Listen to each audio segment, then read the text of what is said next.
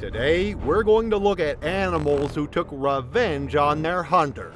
From an unemployed mechanic that triggered a wild bear after his gun misfired, to a wolf that struck back after being hunted down for its fur. Let's dive right into it. It was August 14th, 2015, and the sun hung heavy over the rolling hills of Limpopo Province, South Africa. The air shimmered with heat waves rising from the red earth, and acacia trees dotted the landscape like ancient sentinels. This was big game country, where the line between hunter and hunted can shift in a heartbeat, and where respect for the wild wasn't just tradition, it was survival.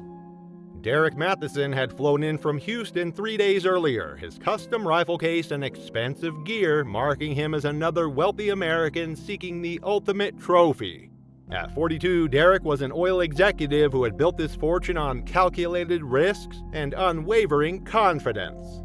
Back home in Texas, he was known for his weekend hunting trips, white-tailed deer, elk, the occasional wild boar.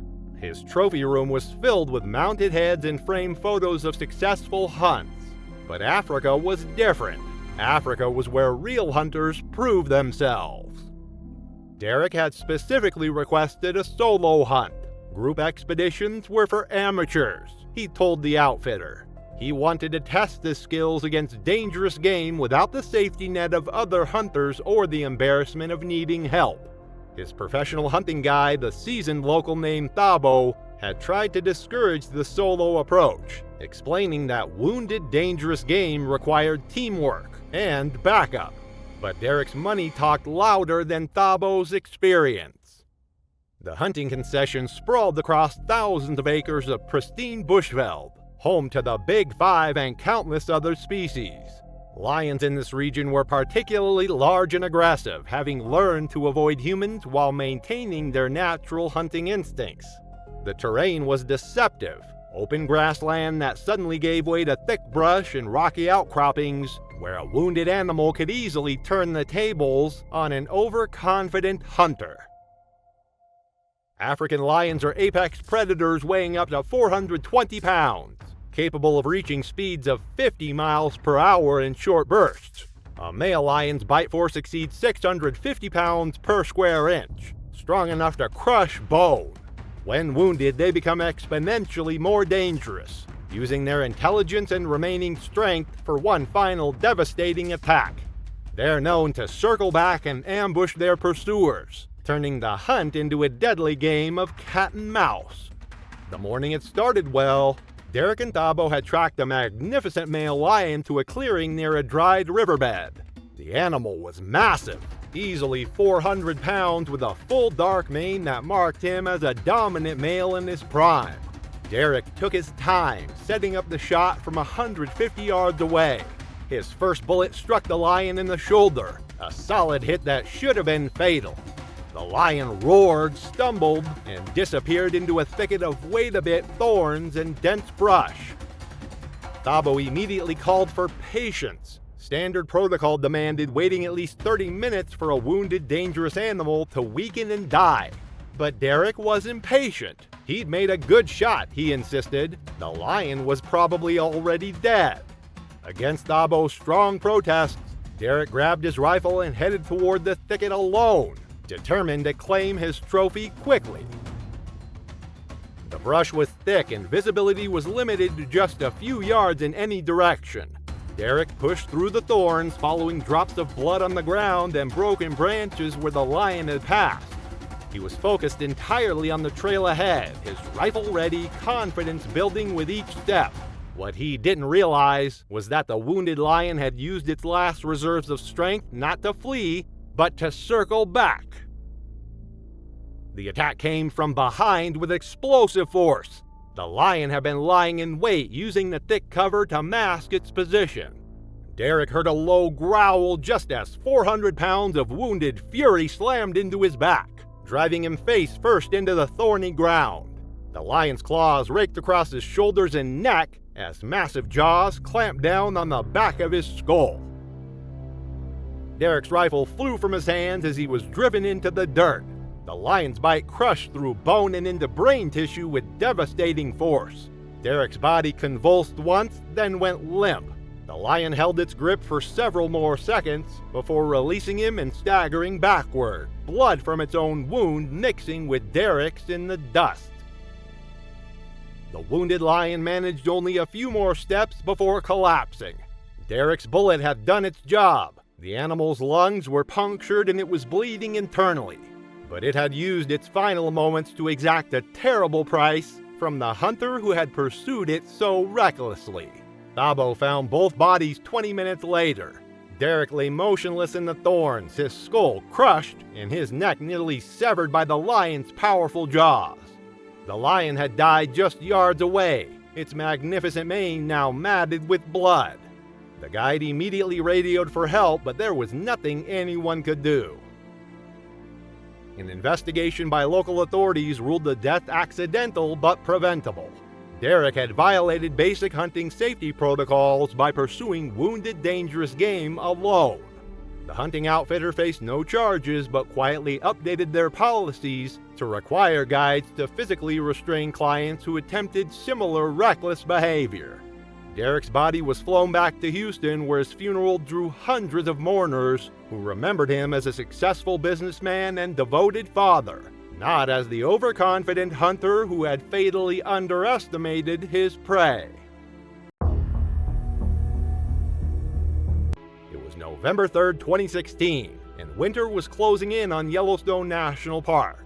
Snow dusted the high peaks while frost painted the meadows silver each morning. The park's famous geysers sent steam columns into the crisp air, and most wildlife was preparing for the harsh months ahead. It was a time when the wilderness felt especially wild, when even experienced outdoorsmen knew to tread carefully.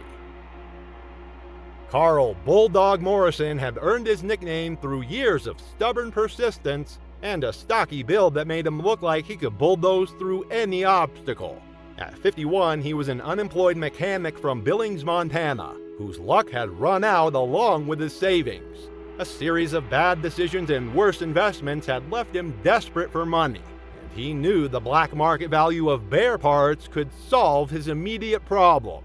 Carl had been poaching illegally in protected areas for months, using his childhood knowledge of Yellowstone's backcountry to avoid rangers and tourists. He preferred working alone. Fewer witnesses, no one to split profits with, and no one to question his increasingly risky decisions. His modified hunting rifle was unregistered, his camping gear was minimal, and his respect for park boundaries was non-existent. Grizzly bears in Yellowstone can weigh over 600 pounds and stand 8 feet tall on their hind legs. As winter approaches, they become increasingly aggressive about defending food sources and den sites. A grizzly's bite force exceeds 1,200 pounds per square inch, and their claws can grow up to 4 inches long. When protecting their winter territory, they will attack with devastating ferocity, viewing any intruder as a direct threat to their survival. Carl's morning had been successful. He'd managed to kill a smaller black bear near a berry patch, field dressing it quickly and hiding the valuable parts in his backpack. But success bred greed, and Carl decided to push his luck further. He'd been tracking a massive grizzly for over an hour, following claw marks on trees and massive paw prints in the soft earth. The grizzly's den was located in a natural cave beneath a rocky overhang, surrounded by thick brush and fallen logs. Carl approached carefully, his rifle ready, thinking he could catch the bear sleeping or at least off guard. What he didn't realize was that grizzlies are light sleepers, especially when strangers approach their winter sanctuary. The bear detected Carl's scent long before the poacher saw him. As Carl crept through the underbrush, trying to get a clear shot at the den entrance, the grizzly was already moving. The massive animal emerged from the cave with surprising speed and silence, positioning itself between the intruder and its winter home. Carl finally spotted the bear when it was less than 30 yards away. He raised his rifle quickly, but the illegal weapon, poorly maintained and modified with cheap parts, misfired. The firing pin struck the primer, but the cartridge failed to ignite. Carl frantically worked the bolt, trying to chamber another round, but the grizzly was already charging. 600 pounds of muscle and fury covered the distance in seconds. The bear's first swipe knocked Carl's rifle from his hand and sent him sprawling backward into the brush. Massive claws raked across his chest, tearing through his jacket and into flesh. Carl screamed and tried to roll away, but the grizzly was on him instantly. The bear's jaws clamped down on Carl's shoulder, crushing bone and muscle with devastating force. Carl's arm went numb as tendons snapped and his shoulder blade cracked. The grizzly shook him like a rag doll before releasing him and striking again with its claws, opening deep gashes across his back and neck. Carl managed one final desperate attempt to crawl away, but the bear wasn't finished. It grabbed him by the leg and dragged him backward toward the den site, treating him like any other threat to its winter survival. The final attack crushed Carl's skull and severed his spinal cord. He died within minutes, his body going limp in the grizzly's jaws. Carl's body wasn't discovered until 3 weeks later, when park rangers conducting a routine patrol noticed his abandoned vehicle at an illegal camping spot. A search team with tracking dogs eventually located his remains, partially consumed and buried under debris the grizzly had constructed. The bear was never located or destroyed. Officials determined it had acted in natural defense of its territory. An investigation revealed Carl's history of wildlife violations and his connection to illegal wildlife trafficking. No charges were filed posthumously, but his death prompted increased patrols in remote areas of the park. Carl's funeral was small and quiet, attended mainly by family members who remembered him as a skilled mechanic who had lost his way. It was July 4th, 2014, and the Okefenokee swamp was alive with the sounds of summer. Cicadas buzzed in the cypress trees, frogs croaked from hidden pools, and somewhere in the distance, an alligator's deep bellow echoed across the dark water. The air was thick with humidity and the smell of decomposing vegetation, while Spanish moss draped from ancient trees like ghostly curtains. Tyler Brennan and his girlfriend Sarah had driven down from Atlanta to celebrate Independence Day with a camping trip in the swamp's remote backcountry.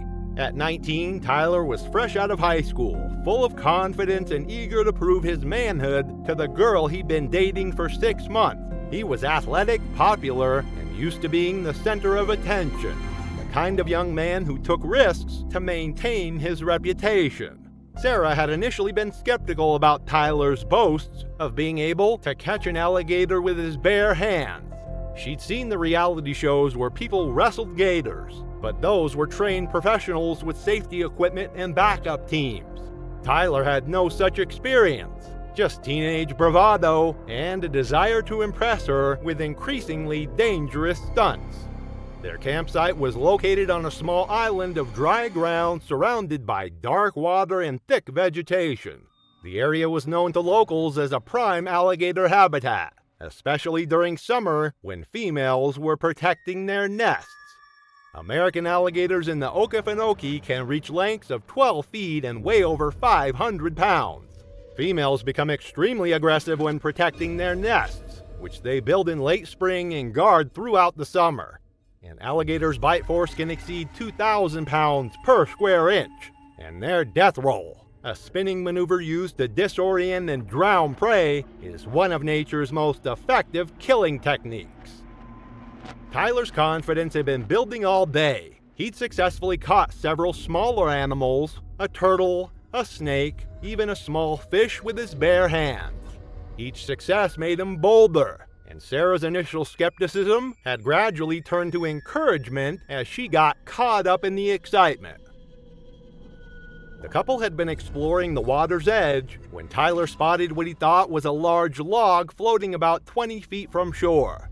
The dark shape was perfectly still, partially submerged, with just the top visible above the waterline. To Tyler's inexperienced eye, it looked like the perfect opportunity to prove his skills. Tyler waded into the murky water, a makeshift noose held high above his head, his eyes fixed on the floating log. The water was warm and dark, with visibility limited to just a few inches below the surface. What Tyler had mistaken for a log was actually a 12-foot female alligator that had been floating motionless near her nest site. Tyler was within 10 feet of the alligator when she exploded from the water. The massive reptile launched herself upward with incredible force, her jaws opening wide to reveal rows of razor-sharp teeth. Tyler had just enough time to register his mistake before 500 pounds of prehistoric fury slammed into his torso. The alligator's jaws clamped down on Tyler's midsection with crushing force, her teeth penetrating deep into his abdomen and back. Tyler screamed as ribs cracked and internal organs compressed under the tremendous pressure. The alligator immediately began her death roll, spinning rapidly in the water while maintaining her grip on Tyler's body. As the alligator spun, Tyler's body was twisted and torn, his spine compressed and organs ruptured by the violent motion. The murky water turned red with blood as Tyler was dragged under the surface, his screams cut short by the dark water filling his lungs. The alligator continued her death roll for nearly a minute before releasing Tyler's mangled body and disappearing beneath the surface. An investigation by Georgia wildlife officials ruled Tyler's death an accident caused by reckless behavior in the known dangerous area. No charges were filed, but the incident prompted additional warning signs and increased patrols in popular camping areas. Sarah required counseling to deal with the trauma of witnessing the attack. Tyler's funeral drew hundreds of his high school classmates and teammates, who remembered him as a fun-loving young man whose confidence had ultimately cost him his life. His parents established a scholarship fund in his memory and became advocates for wildlife safety education. It was February 28, 2017, and the Amazon rainforest of Peru was at its most unforgiving. The wet season had turned every trail into a muddy obstacle course, while the canopy above dripped constantly with moisture that never seemed to dry. Insects swarmed in clouds, and the air was thick with humidity that made every breath feel like drowning. Deep in this green hell, where civilization was just a memory, the law of the jungle reigned supreme. Eduardo Vasquez had been walking these trails for over 30 years, guiding wealthy clients on jaguar hunts that commanded premium prices from collectors around the world. At 58, he was one of the most respected trackers in the region, a man whose knowledge of the rainforest was legendary among locals and the international hunting community. But Eduardo was dying, and he knew it. The cancer diagnosis had come 6 months earlier, aggressive, inoperable, and terminal. Doctors in Lima had given him less than a year to live, maybe 6 months if he was lucky. Eduardo had accepted the news with the same stoic calm he'd shown throughout his life, but privately he was devastated. He'd spent his entire adult life in the jungle, and the thought of dying in a hospital bed was unbearable. Eduardo had decided on one final hunt, not for money but for pride. He wanted to prove to himself that he could still take down the jungle's apex predator despite his declining health. It would be a solo hunt without clients or assistants, just him against the most dangerous cat in South America. His family had tried to talk him out of it, but Eduardo's mind was made. The area he'd chosen was deep in the Manu National Park region, where jaguars were known to be particularly large and aggressive. The terrain was treacherous even for someone in perfect health. Steep ravines, hidden rivers, and dense vegetation that could hide a predator until it was too late.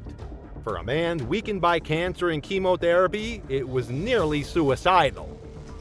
Jaguars are the third largest cats in the world, with males weighing up to 250 pounds and possessing the strongest bite force of any big cat, over 1,500 pounds per square inch.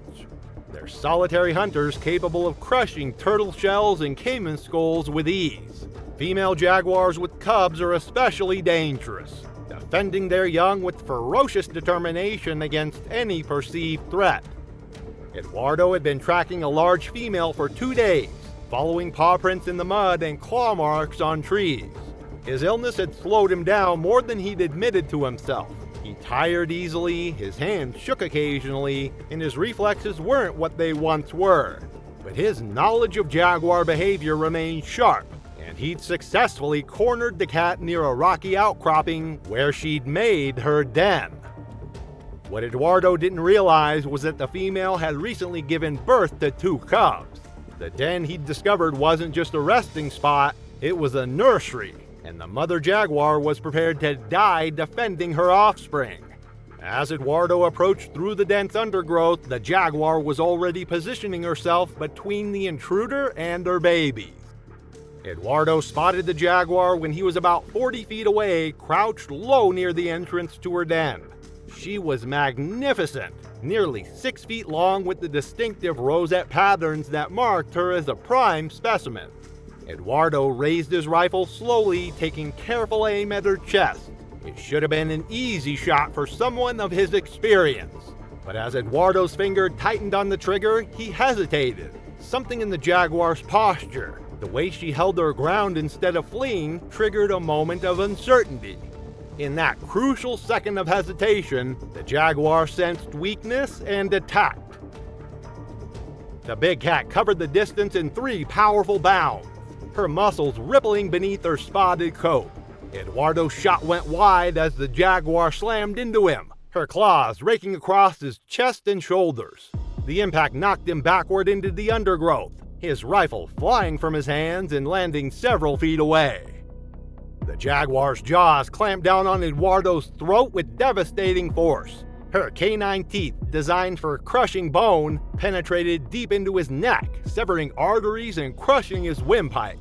Eduardo's hands clawed weakly at the cat's head, but his strength was already fading as blood loss and oxygen deprivation took their toll.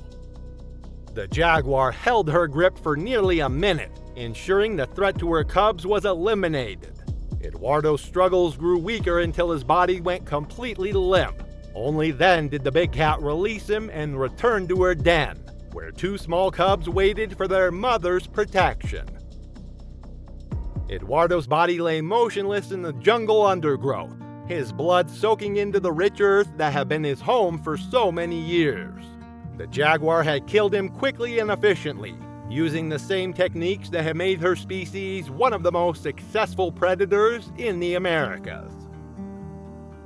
A search party organized by Eduardo's family found his remains 4 days later, guided by GPS coordinates from a satellite communicator.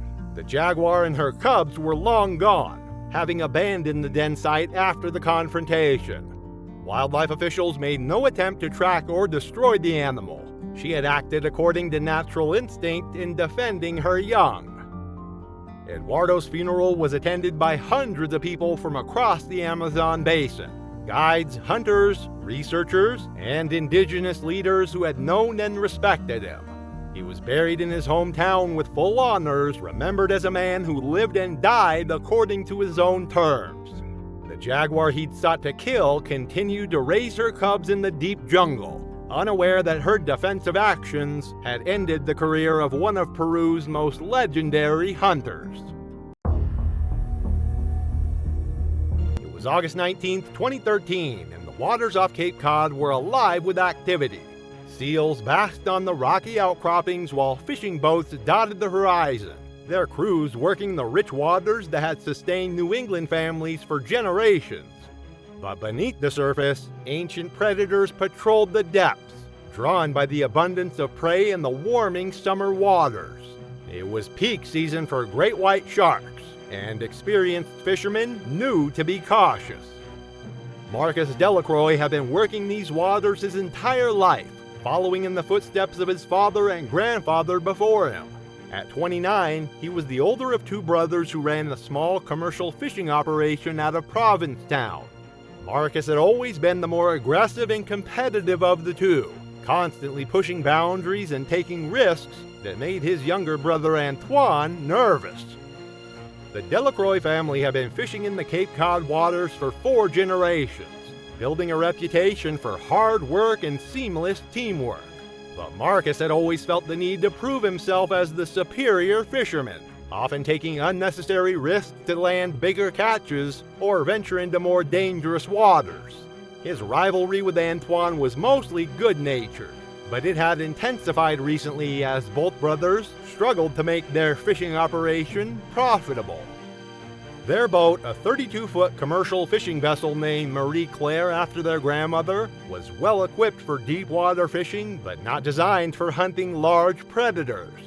The brothers had been tracking a massive great white shark for several days, drawn by reports from other fishermen about an 18-foot male that had been seen feeding near the seal colonies. Great white sharks are apex predators that can reach lengths of over 20 feet and weigh more than 5,000 pounds. Their bite force exceeds 4,000 pounds per square inch, and their razor-sharp teeth are designed to tear through flesh and bone with devastating efficiency. They're ambush predators that attack from below, using their incredible speed and power to deliver fatal strikes to unsuspecting prey. Marcus had convinced Antoine to anchor near a seal colony where great whites were known to hunt, despite his brother's protests about the danger. The area was notorious among local fishermen as a place where sharks gathered during feeding times, making it extremely hazardous for anyone foolish enough to enter the water. The massive shark had been circling their boat for over an hour, its dorsal fin cutting through the surface as it investigated the unusual presence in its hunting grounds. Marcus became increasingly excited as he watched the predator, seeing an opportunity to prove his superiority over Antoine once and for all. Against all common sense and maritime safety protocols, Marcus decided to enter the water with a harpoon. Antoine argued desperately with his brother, pointing out that their father would never have attempted such a reckless stunt. But Marcus was determined to prove that he was the better fisherman, the braver brother, the one who deserved to lead their family business. He donned his wetsuit and grabbed a heavy harpoon, ignoring Antoine's increasingly frantic protests. The water was clear but deceptively calm as Marcus slipped over the side of the boat. He could see the shark's massive form moving in the depths below, its powerful tail propelling it through the water with effortless grace. Marcus positioned himself near the surface, harpoon ready, waiting for the perfect opportunity to strike. The great white approached from directly below, using the sun's glare on the surface to mask its approach. Marcus never saw the attack coming.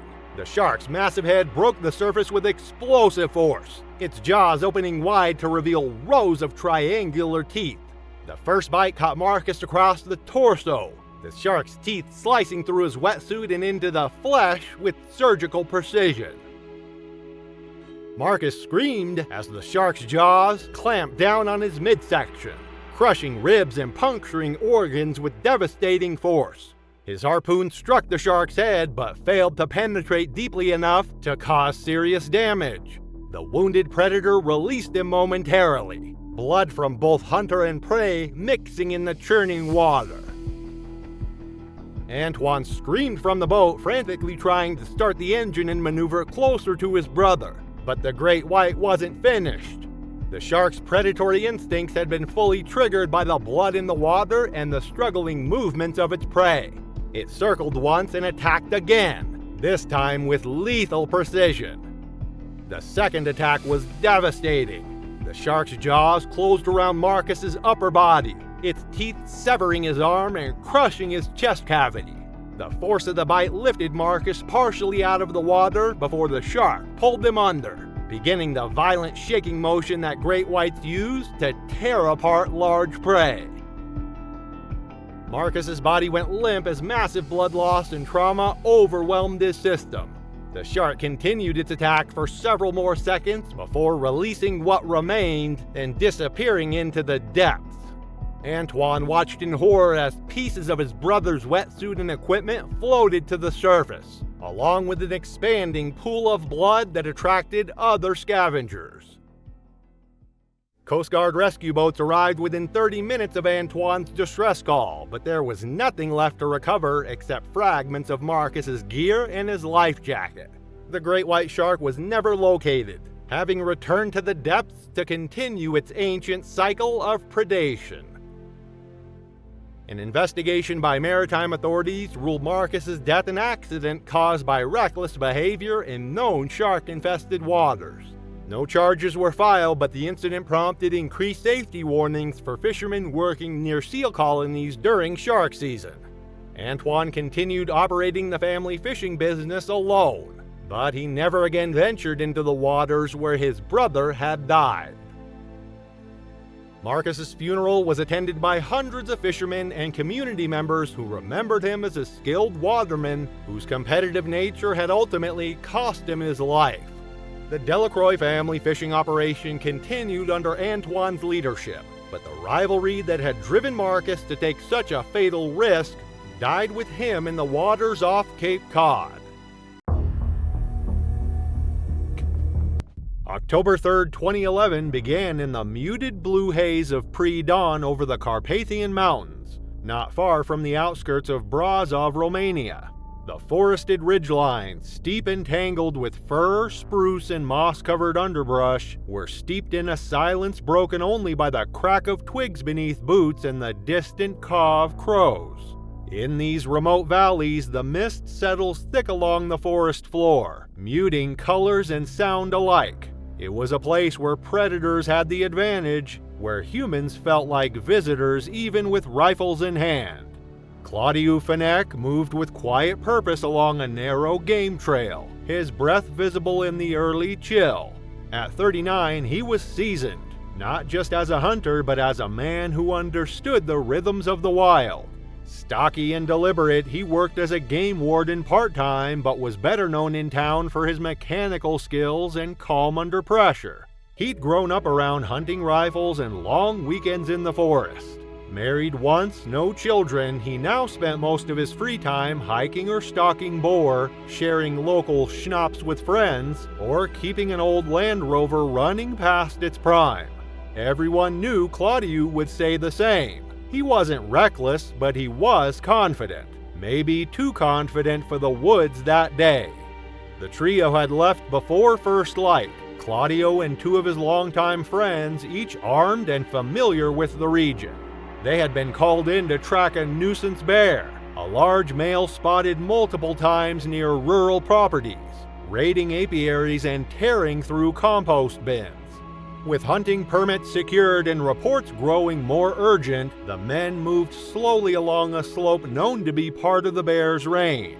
Claudiu carried a Blazer R8 bolt-action rifle chambered in .300 Winchester Magnum, a powerful round more than capable of dropping large game from 150 yards. He'd used it many times before. He trusted it.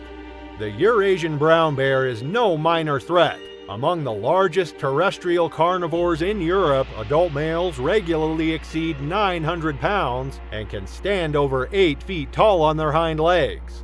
They possess immense strength, enough to flip boulders, tear apart tree trunks, or run bursts of up to 30 miles per hour across uneven terrain.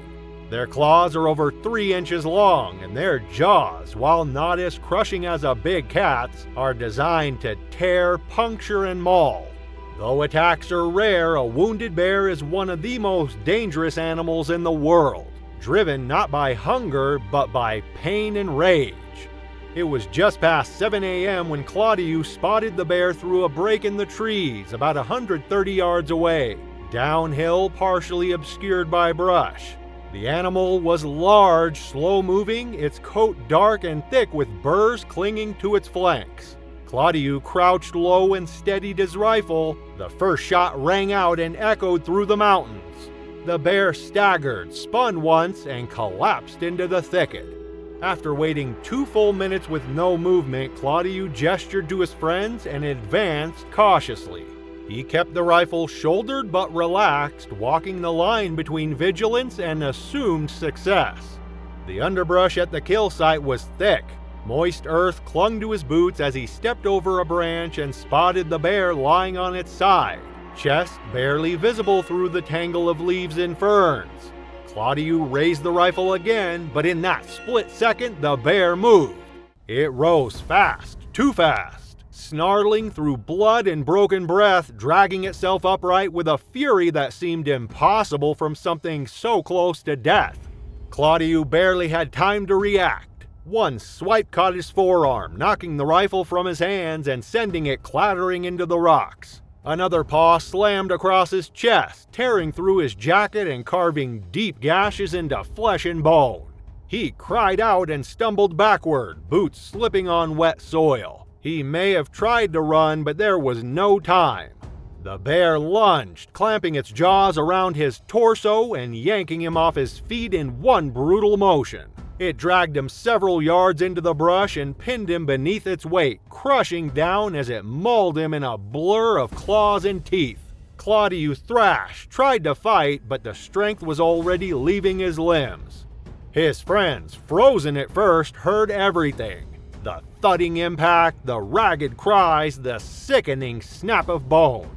By the time they reached him, the bear had collapsed just feet away, bleeding out, twitching, and still baring its teeth in a final reflexive snarl.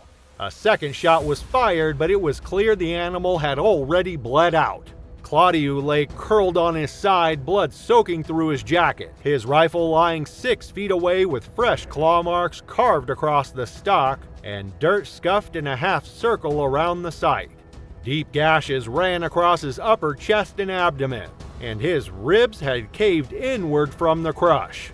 One leg was mangled at the hip, a boot partially torn. His face was pale, mouth slightly open as if still trying to call out. His death, according to the coroner's report later, had been caused by massive internal trauma and blood loss. He had died within 90 seconds. The bear had managed to crawl another 35 feet before it collapsed and died, a trail of blood and broken branches marking its final moments. The site was cordoned off by forest authorities and examined in detail. Investigators found signs of movement in the underbrush before the attack, suggesting the bear had not died instantly but had instead lain silent, concealed until Claudiu came too close. The first shot had struck just behind the shoulder but missed the heart. A lethal shot in minutes, not seconds. And minutes in this case were far too long. Romanian authorities classified the death as a fatal wildlife incident. The bear's carcass was recovered where it had collapsed a short distance from the scene, and forestry officials documented the site before clearing the area. No additional hunts were authorized in that section of the forest for the rest of the season. Claudiu's family held a closed casket service in Brazov, attended by friends, fellow hunters, and local forestry officials. His rifle, marked with claw scratches and caked with dirt, was eventually returned to his family. Claudiu's death served as a grim reminder to even seasoned hunters. Never assume a downed predator is finished. Brown bears can weigh over 800 pounds and still find the strength to charge, even after a critical shot. In the wild, one misjudgment, one step too soon can be all it takes to turn a successful hunt into a fatal mistake. August 26, 2024 began with a dry breeze curling through the Loliondo game-controlled area, just east of the Serengeti. The ground was brittle, grass burned gold by the late summer sun, and the tracks of zebra and lion pressed deep into the dust like scars. This was hunting country, legal, remote, and unforgiving. At sunrise, Malcolm Draycott stood at the front of the lead truck, scanning the plains as the convoy pushed forward.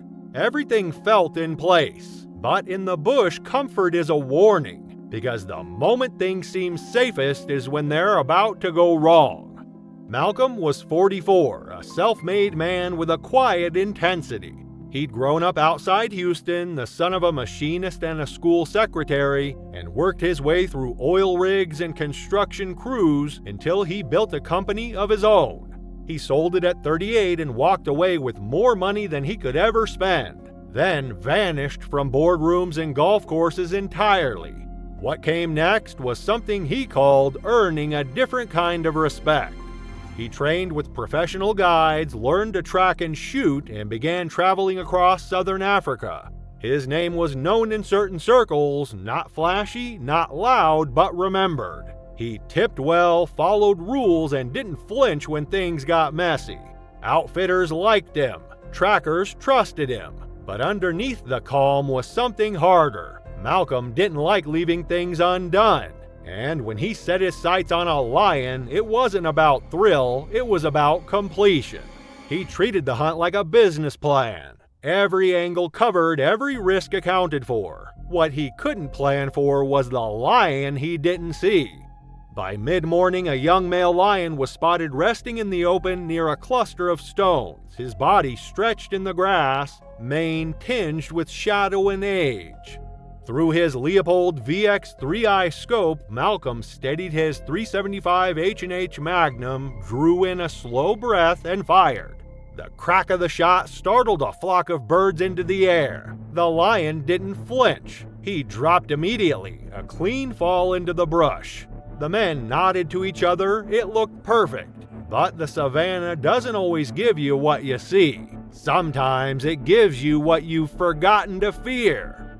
They didn't know it yet, but the lion on the ground wasn't the alpha. It was a younger male, possibly subordinate, possibly trailing the real pride leader. And 40 feet away, obscured by waist-high grass and wind direction, the dominant male had been watching. Malcolm stepped from the vehicle with his rifle at his side and a practiced ease in his walk. He moved slowly, savoring the moment, and stopped just beside the lion's body to nudge the mane with his boot. The guides moved to set up the camera. A few paces back, the trackers stayed alert, though the kill looked routine. Malcolm crouched low to inspect the shot placement, muttering something under his breath, and reached forward to lift the lion's heavy head for a photograph. That's when the second lion struck. There was no growl, no sound at all, just a rush of motion as the hidden alpha burst from the grass at full speed. It hit Malcolm sideways, a blur of fur and muscle slamming into him like a battering ram. The force knocked him completely off his feet. His rifle flew from his grip and clattered against a nearby rock. The lion's jaws closed around Malcolm's neck and shoulder as it dragged him backwards through the dust, shaking him once, then again with terrifying force. His body jerked violently, boots scraping the ground, arms flailing in a brief, stunned attempt to fight back. The guides froze in shock for a heartbeat before scrambling for their rifles. One fired too quickly, the bullet kicking up dust behind the lion's flank. A second round found its mark, grazing the animal's ribcage. The lion didn't let go. It planted one massive paw across Malcolm's chest and drove its teeth deeper, crushing vertebrae and artery alike. Blood sprayed across the grass in dark arcs as Malcolm's body convulsed once, then went slack. A third shot rang out, this time punching through the lion's side. It staggered, snarled, and finally released its grip. The animal collapsed nearby, muscles twitching, blood seeping into the soil as it died facing the body of the man it had just killed. The aftermath was sudden and grim. The trackers, still shaken from the gunfire, scrambled forward and found Malcolm's body sprawled near the carcass of the first lion. His torso was torn open, neck punctured deep, and blood soaked through his shirt into the dust below. His eyes were still open, glazed in shock. His right hand, outstretched toward where the rifle had landed, remained curled as if trying to reach for it even in his last breath. There was no triumphant photo, no moment of pride, only chaos. One of the guides radioed for emergency evacuation, though it was more for protocol than hope. The closest ranger outpost was nearly an hour away, and no one doubted what the outcome would be.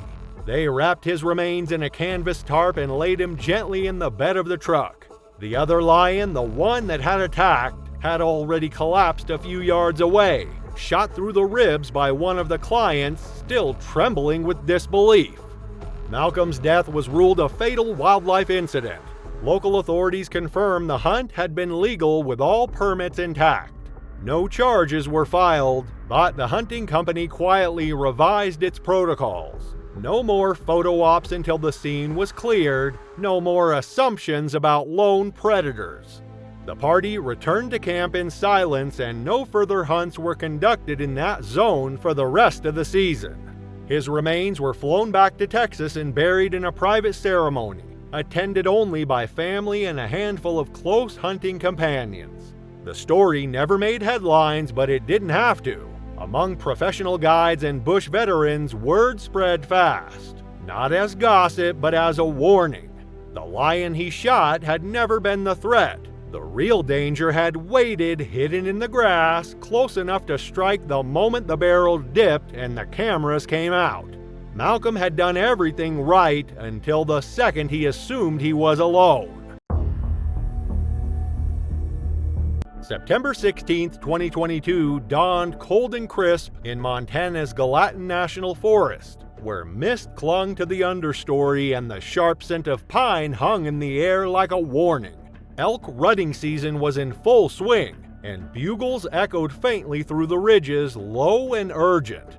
Gallatin, part of the vast Greater Yellowstone ecosystem, is home to some of the most rugged terrain in the American West. Forest of lodgepole pine and Engelmann spruce laced with game trails and shaded hollows perfect for an ambush.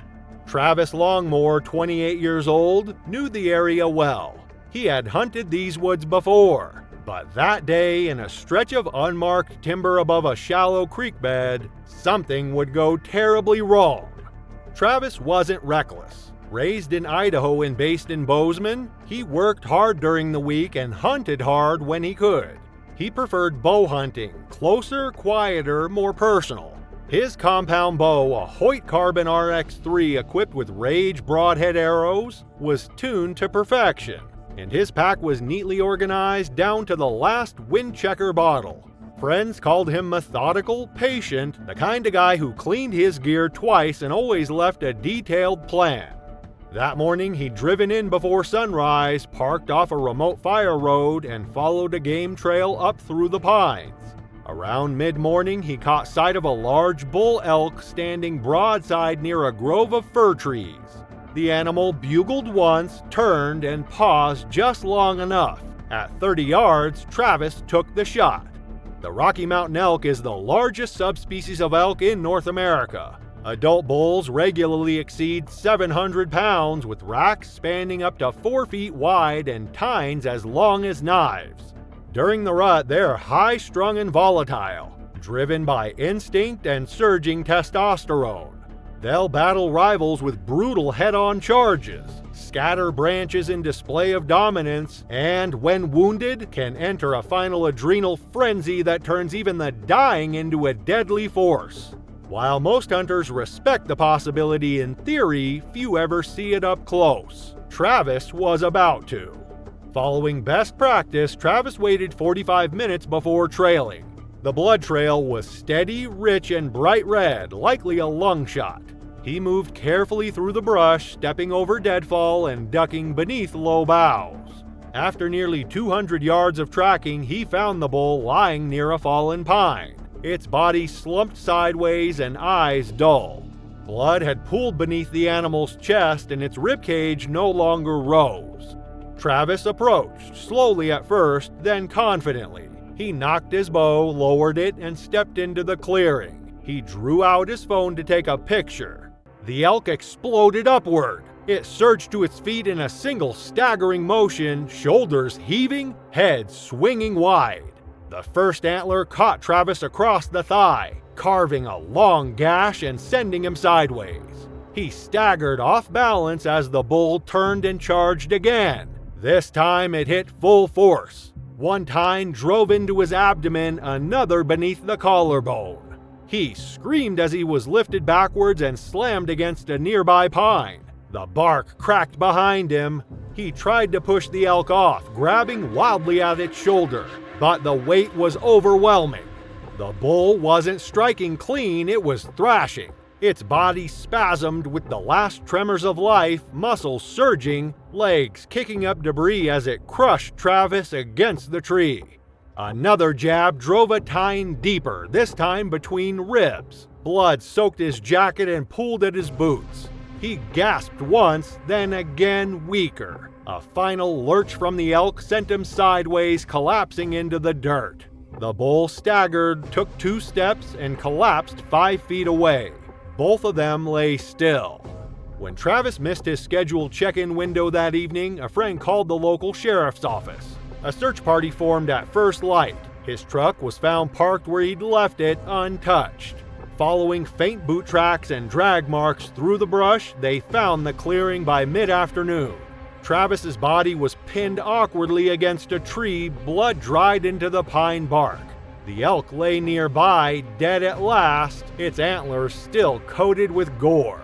His bow was buried beneath snapped branches, his phone was found face up in the soil, camera still open but never used.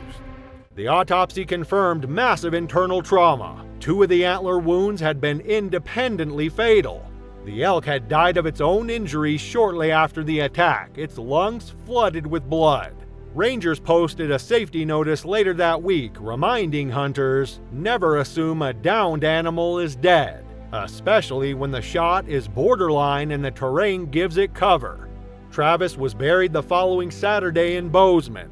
The service was small, the kind hunters attend in silence. His story didn't make headlines, but across the hunting community it traveled fast, quietly, urgently, like a warning in the woods. March 12, 2008 broke cool and still across the granite ridges of Matabo Hills in southern Zimbabwe. The sun was just beginning to warm the rock outcrops that jutted from the brush, ancient formations carved by time and wind into natural sentinels overlooking the valleys below. Baobab trees reached their twisted limbs skyward, and shadows lingered in the hollows where leopards liked to rest. This wasn't open savanna. It was closed country, tight, rocky, and perfect for ambush predators. And it was here that a 47-year-old man named Lennox Barad rose before dawn to prepare for the kind of hunt no one took lightly. Lennox had grown up in nearby Kezi, just east of the park boundary. He wasn't a trophy hunter nor a tourist. He was a seasoned bushman, a tracker, and a licensed hunter who often assisted the parks department when local wildlife grew too bold. Quiet and even-tempered, Lennox was well known in the region as a man who knew the land, and more importantly, the animals that lived on it. He'd hunted baboons that raided crops, warthogs that tore through fences, and on more than one occasion, problem leopards that had gotten too comfortable near the villages. His respect for the bush was hard-earned. He didn't brag, he didn't rush, but this time something had gone wrong. Over the past week, 3 goats had been taken from a small homestead just beyond the basalt ridge that separated the forest edge from cultivated fields. The signs were clear: claw marks, drag trails, and a half-eaten carcass left hanging in the fork of a tree. Only one animal did that. A call went out to Lennox. He arrived that afternoon with a small team. 2 junior trackers and a bolt-action Rigby rifle chambered in .275, ideal for the terrain. They set bait, mounted a hide, and waited. At dusk on the second day, movement stirred behind the thorn bush near the bait pile. Lennox raised the rifle and fired. The shot hit, but not cleanly. The leopard bolted into the rocks, a dark blur swallowed by stone and shadow. Blood drops dotted the trail. The trackers wanted to wait until morning, but Lennox insisted they follow. Time was critical. A wounded leopard didn't leave itself vulnerable, it doubled back, found cover, and waited. And when it struck, it didn't bluff, it went for the throat. The African leopard is not the largest of the big cats, but pound for pound, it's one of the most formidable. Adult males weigh between 130 and 200 pounds, but their muscular build allows them to haul prey twice their size into trees.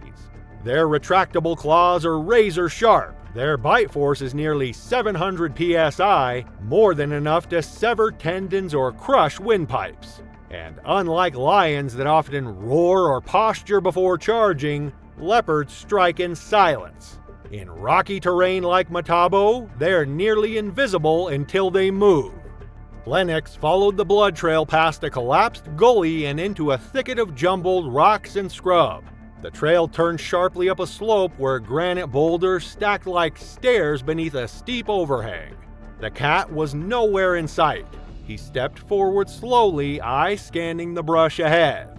Behind him, the trackers fanned out in a cautious arc, rifles raised. No one saw what waited above. The leopard had doubled back and climbed into a ledge hidden by sun and shadow. It was bleeding heavily from the haunches, but alive, barely, and full of adrenaline. As Lennox passed beneath, it dropped. It landed hard, its full weight slamming into Lennox's back with the force of a dropped boulder. The leopard's jaws locked instantly onto the base of his neck, teeth diving into muscle and artery in one crushing bite. The two tumbled downslope in a chaotic blur of claws, dust, and broken bush. As they rolled, the impact cracked one of Lennox's ribs and drove the breath from his lungs. He hit the ground with a wet thud, stunned but conscious, and reached for his rifle with fingers already slick with blood. The barrel scraped rock as he tried to lift it, but the cat was already on top of him again. Its claws tore into his shoulder and raked down across his ribcage, leaving open flesh in their wake. Lennox kicked, twisted, fought, but his body was losing strength by the second. Blood pooled quickly in the dust beneath him, and the leopard, driven by pain and instinct, shook him once, twice, then let go. A shout rang out from the rocks above. The trackers, panicked and out of position, fired warning shots into the air to try and scare the cat. But it didn't bolt. It limped a few steps away, growled low and hoarse, and collapsed near the roots of a stone fig tree, its chest heaving with the final effort of a dying predator that had made sure not to die alone. The recovery was frantic and desperate. The trackers scrambled downslope through thorn and loose stone, rifles still raised as they approached the blood-darkened clearing. They reached Lennox within seconds, but the scene was already still. His eyes were glassy, his mouth slightly open, and his body limp against the dirt. One man pressed fingers to his neck and whispered something, but there was no pulse. The artery had been severed cleanly.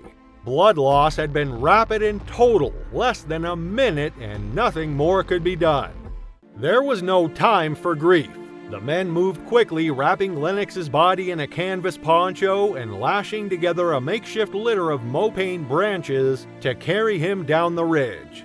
The leopard's body was found a short distance away, already stiff, sprawled against the rocks in a final sprawl of exertion.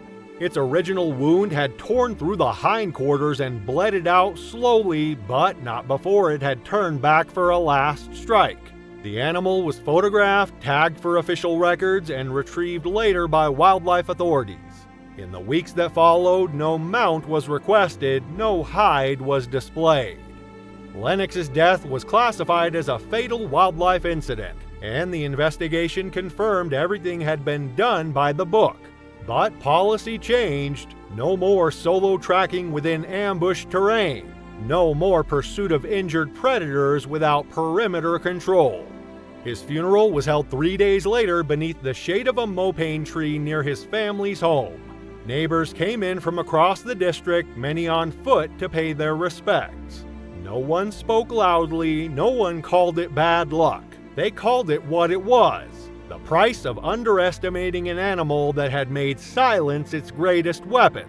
For all his skill and experience, Lennox had made one critical mistake. He looked ahead but not above. And in that high country of rocks and dust, that was all it took.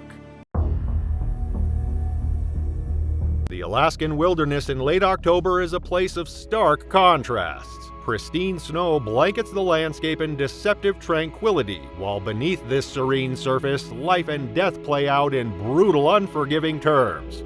For apex predators like the grizzly bear, these early winter months trigger a desperate race against time, a final push to accumulate enough fat reserves before hibernation. But what none of them could have foreseen was how this hunt would end, not with a clean kill, but a blood-soaked warning from nature itself. For 3 experienced hunters from Anchorage, this harsh reality was precisely what drew them to the remote Talkeetna Mountains, 180 miles north of civilization. James Whitaker, 42, his brother Michael, 38, and their longtime hunting partner Robert Callahan, 45, had been tracking game in Alaska's backcountry for over 2 decades. They were well-equipped, well-trained, and well aware of the dangers that lurked in these mountains.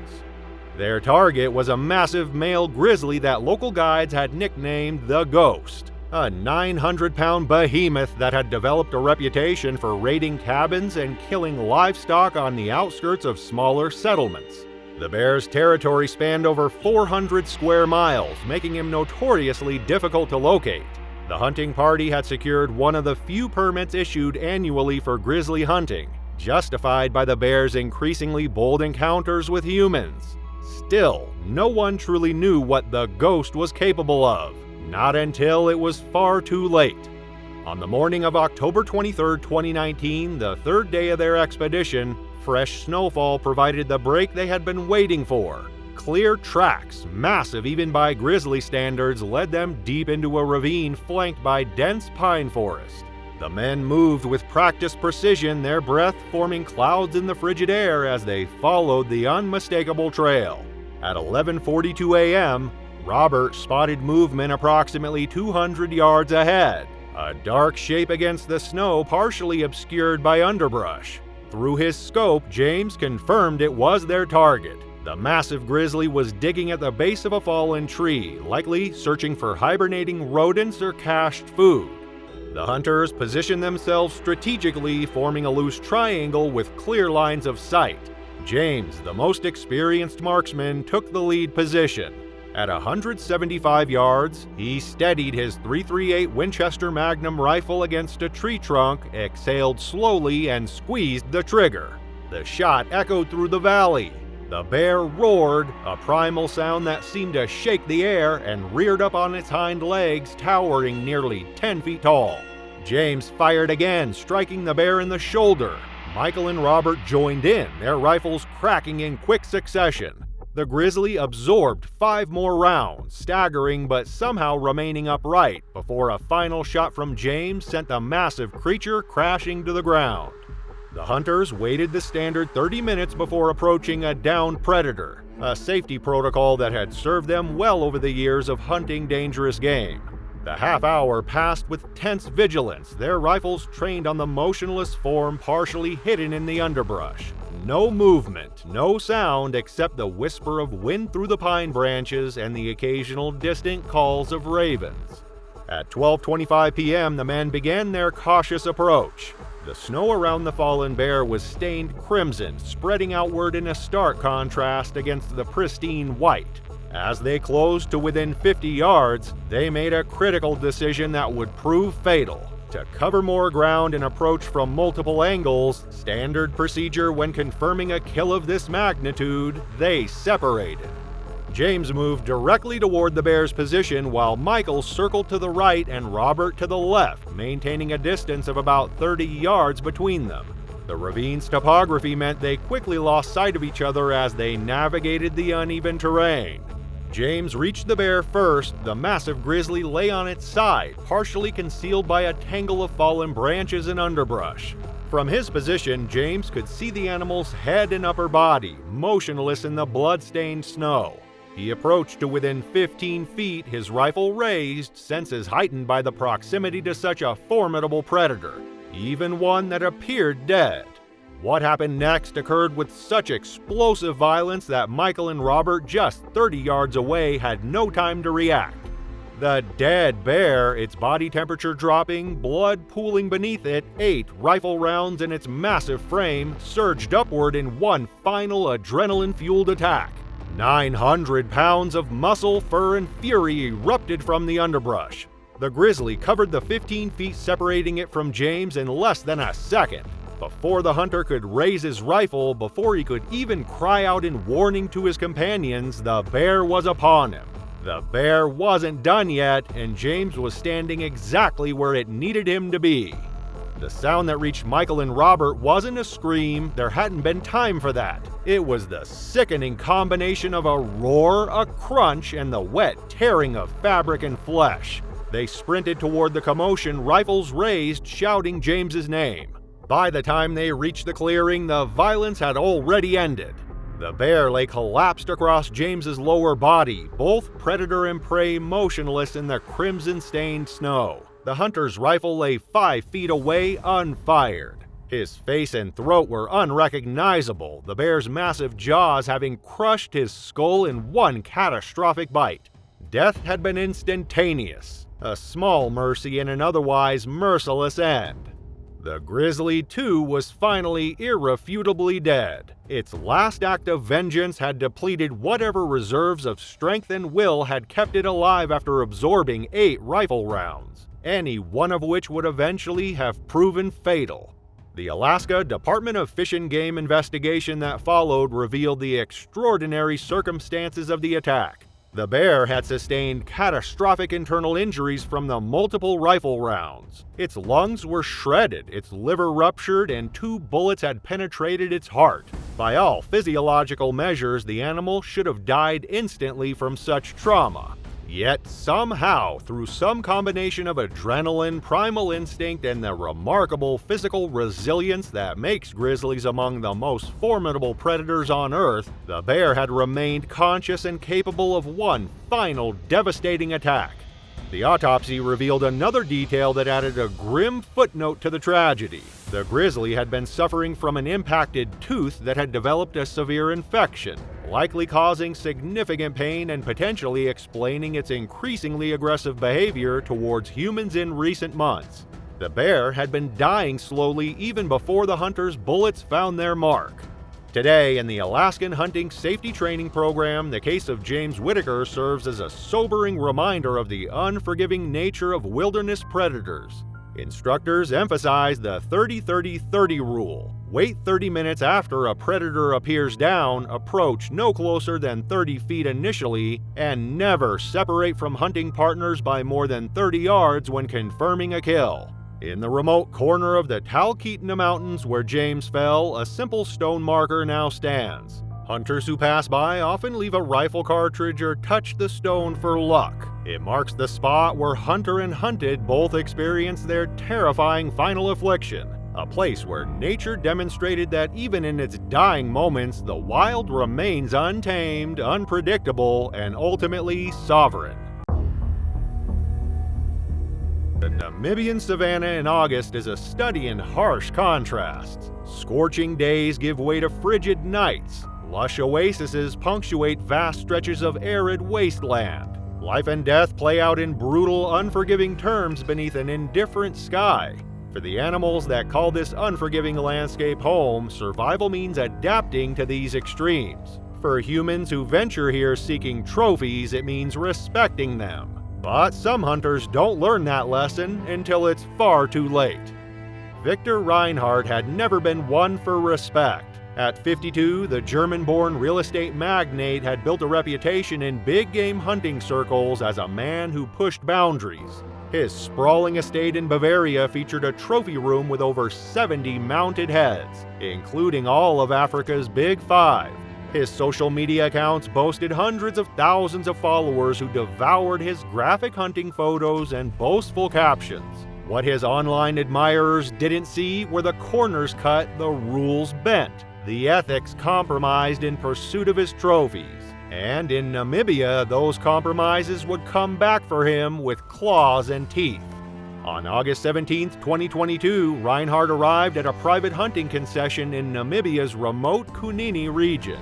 He had paid $85,000 for the opportunity to hunt a male lion, a guaranteed kill, as the less reputable outfitters sometimes quietly promise their wealthy clients. His guide, Tobias Nkosi, was a 38-year-old veteran tracker with 20 years of experience leading hunts across southern Africa.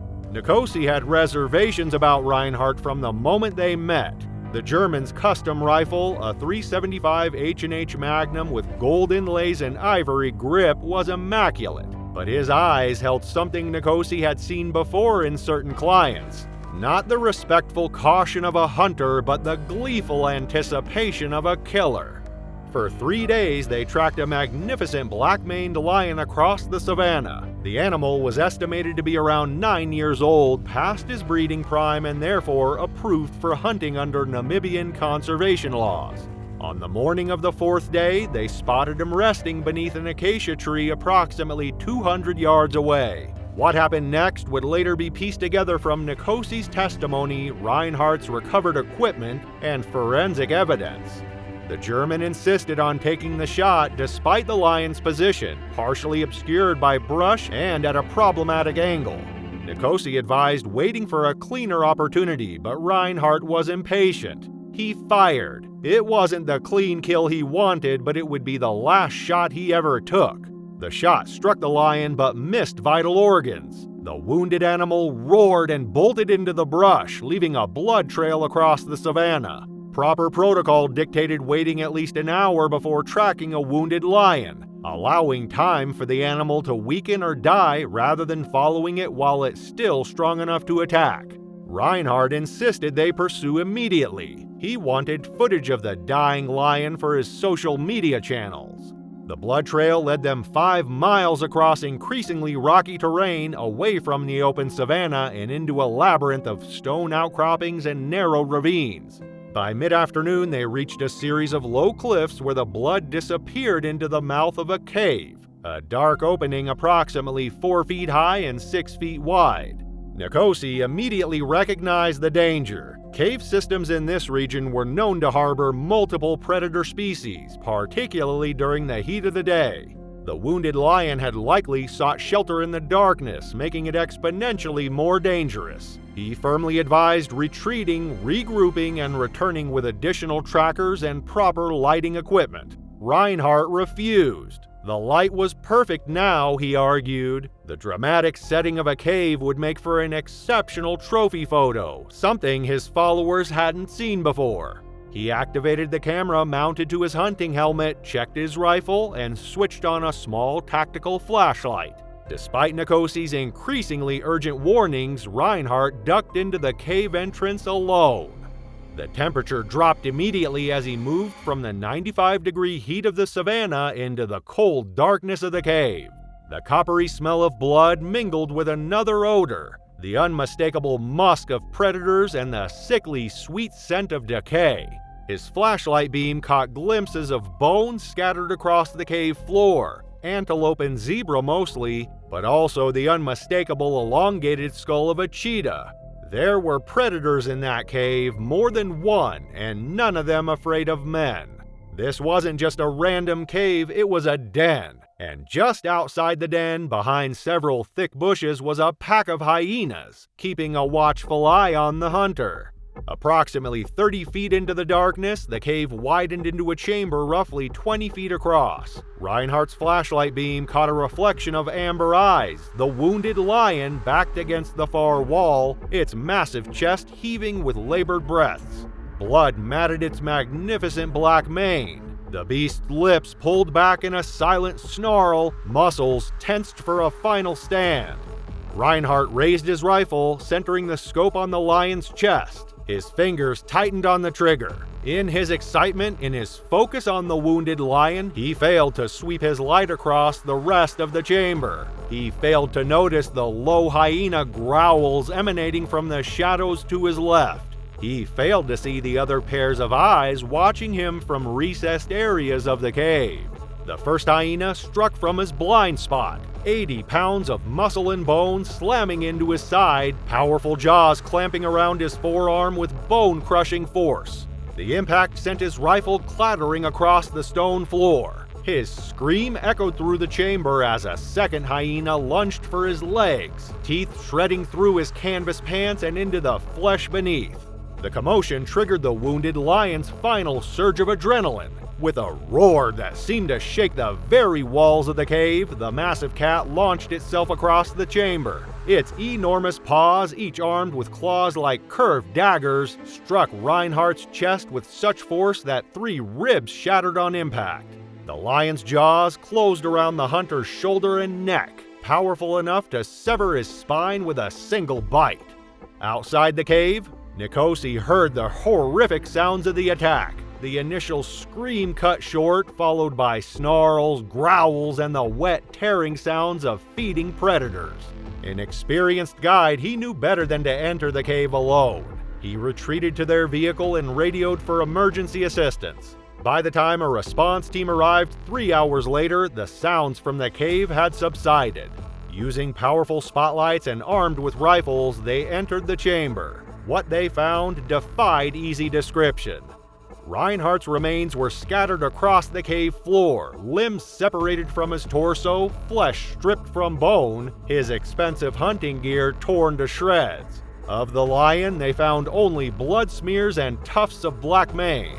The hyenas too had retreated deeper into the cave system, likely through passages too narrow for humans to follow. But what they left behind was far more terrifying than what they took.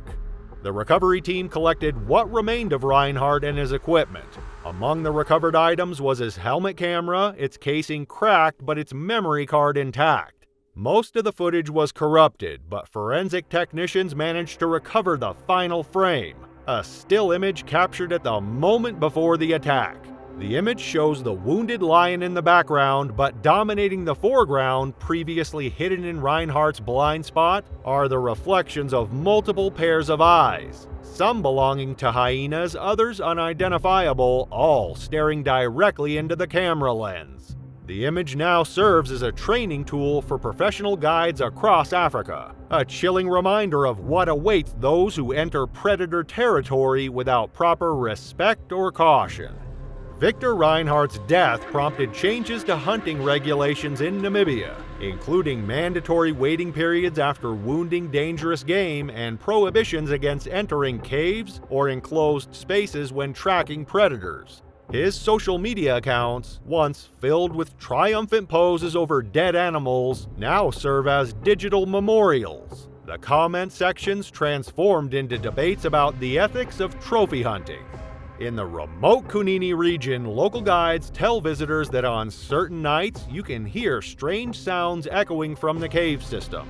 Not quite human, not quite animal.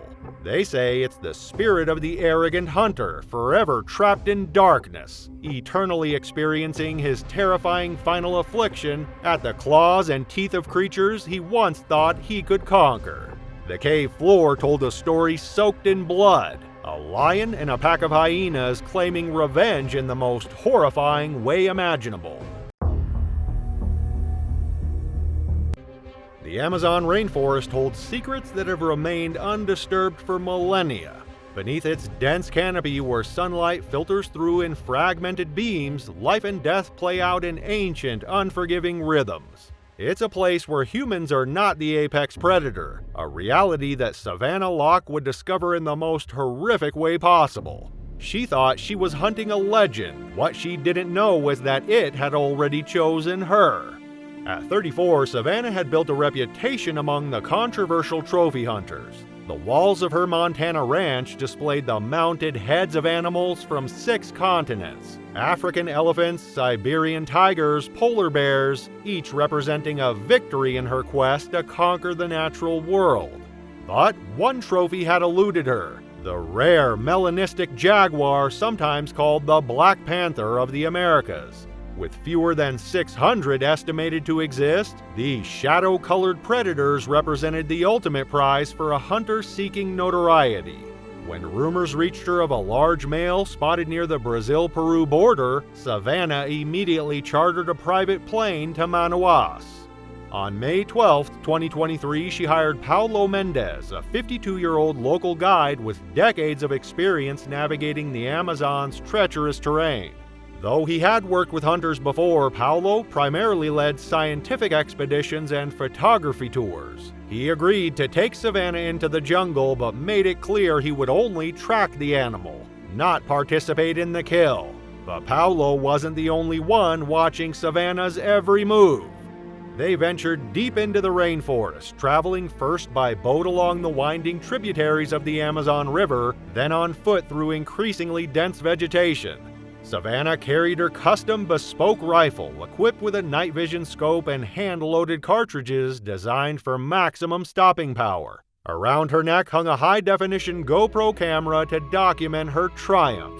For 3 days, they followed promising signs: distinctive paw prints in the mud, claw marks on trees, and the remains of a capybara that had been dragged up into the branches, a hunting behavior unique to jaguars. Each sign pushed them further from established trails and deeper into pristine jungle that rarely saw human footprints.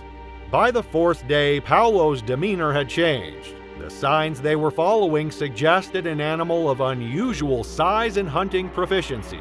More concerning were the patterns he observed: circular tracks around their previous night's campsite and evidence that the jaguar had backtracked along their own trail. In his experience, this wasn't the behavior of prey being hunted, but of a predator stalking hunters. Little did she know, something wasn't fleeing, it was closing in. That evening, as they set up camp in a small clearing, Paolo urged Savannah to abandon the hunt. The jaguar, he explained, was displaying territorial behavior typically seen only when cubs were nearby or when an animal had previous negative encounters with humans. Either scenario made for an unpredictable and potentially aggressive predator. Savannah dismissed his concerns. She hadn't traveled 4,000 miles and paid $50,000 to return empty-handed. The more dangerous the hunt, the more valuable the trophy, and the more engagement her post would receive. She informed Paolo that she would continue alone if necessary. By morning, her decision was made for her. Paolo had disappeared during the night, taking the satellite phone and emergency medical supplies with him. He had left only a hand-drawn map marking the route back to the river, weighed down with a stone beside her tent. Most people would have recognized this as the final warning it was. Savannah saw it as an opportunity. Now she could claim the trophy entirely as her own achievement without sharing credit with a guide. She packed her essential gear, activated her personal GPS tracker, and continued deeper into the jungle. What Savannah failed to realize was that she had crossed a threshold. In this primal environment, her high-tech weapons and hunting experience meant little against an animal perfectly evolved for this ecosystem over millions of years. The jaguar, the third largest big cat in the world and pound for pound the strongest, can crush a caiman skull with a single bite. Its spotted coat, or in this case black fur with nearly invisible rosettes, renders it practically invisible in dappled jungle light. As Savannah pushed forward, the forest grew denser and darker. The cacophony of birds and monkeys that had accompanied their journey gradually diminished until an unnatural silence enveloped her. Experienced jungle travelers recognize this silence as a warning. The smaller creatures go quiet when a predator is near. She should have turned back then, but silence is only merciful to those who listen. By midday, the humidity had reached oppressive levels. Sweat soaked through Savannah's moisture-wicking shirt as she macheted through the undergrowth. She paused to check her GPS and take a drink from her water bottle. That's when she noticed it, a strange pattern in the foliage about 50 yards ahead. Something dark and sleek moved behind a curtain of leaves, visible for just a fraction of a second before disappearing. Savannah raised her rifle, peering through the scope at the spot where she'd seen movement. Nothing. She lowered the weapon and continued forward, her senses heightened, adrenaline sharpening her focus. She was getting close. She could feel it. What she didn't realize was that she had been close for hours, not to her quarry, but to her executioner. The jaguar had been shadowing her movements since dawn, sometimes from the ground, sometimes from the branches above. Unlike other big cats that chase down prey, jaguars are ambush predators of extraordinary patience. This one had been evaluating her, learning her patterns, waiting for the perfect moment to strike. That evening, Savannah made camp in a small clearing beside a stream. As she secured her tent, heavy raindrops began to fall, quickly intensifying into a tropical downpour. Lightning flashed across the sky, momentarily illuminating the wall of vegetation surrounding her. In those strobing moments of clarity, she could have sworn she saw eyes reflecting back at her from the darkness, two golden orbs floating in the black void of the jungle. The storm worsened overnight. By morning, the stream had swollen into a rushing torrent, cutting off her planned route. Checking her GPS, Savannah realized she would need to detour several miles to find another crossing point. As she packed up her sodden gear, she noticed something that sent ice through her veins despite the tropical heat. Massive paw prints circling her tent, pressed into the mud sometime during the night. The jaguar had been within feet of her as she slept. For the first time, fear began to erode Savannah's confidence. She decided to abandon the hunt and return to civilization. But the jungle had other plans. The GPS signal weakened under the thick canopy, especially with storm clouds still blocking the sky. The landmarks on Paolo's map were difficult to identify in the altered landscape where the rain had transformed familiar terrain. As afternoon faded toward evening, Savannah realized she was lost. The rain had finally stopped, but darkness would arrive within the hour. She needed to make camp again, a prospect that filled her with dread after discovering the previous night's visitor. She found a small rise of ground near a massive kapok tree, hoping the elevation would provide some security. As she unrolled her sleeping bag, a subtle sound caught her attention. Not a snap or crash, but the gentle patter of water droplets falling in an irregular pattern. Something was moving through the wet foliage above her. Savannah reached for her rifle, but before her fingers could close around the stock, the world exploded into chaos. A massive shadow dropped from the branches 20 feet above, a silent missile of muscle and fury. The jaguar struck her from behind with surgical precision, its powerful jaws clamping around the base of her skull, the killing technique perfected over millennia of evolution. The force of the impact drove Savannah face first into the mud. Her rifle clattered away, useless now. The jaguar's teeth found the vulnerable spot where her spine met her skull, applying pressure with bone-crushing force. In the wild, this technique severs the spinal cord of prey instantly. For Savannah, it meant paralysis but not immediate death. A horrific awareness trapped in a body that could no longer move or fight back. The predator dragged her limp form deeper into the undergrowth, powerful muscles making light work of her 140-pound frame. Following instinctual behavior, the jaguar began covering its kill with leaves and debris, a caching technique that preserves meat and hides it from scavengers. As darkness fell completely, the last thing Savannah saw was the jaguar's golden eyes studying her with cold, alien intelligence before the leaves covered her face. The emergency signal from Savannah's GPS tracker continued transmitting for 3 days before a Brazilian search and rescue team pinpointed the location. What they found was a grim tableau that told the story of her final moments. Her campsite was destroyed, equipment scattered across a wide area. 20 feet up the kapok tree, deep claw marks scored the bark, the jaguar's waiting perch. Near the base of the tree, they discovered her rifle, the scope shattered. 50 yards into the undergrowth, partially buried under leaves and branches, they found what remained of Savannah Locke. The GoPro camera was recovered nearby, its casing cracked, but its memory card intact. The footage, later analyzed by Brazilian authorities, captured 42 seconds of her final moments. The video begins with Savannah looking up, alerted by something above.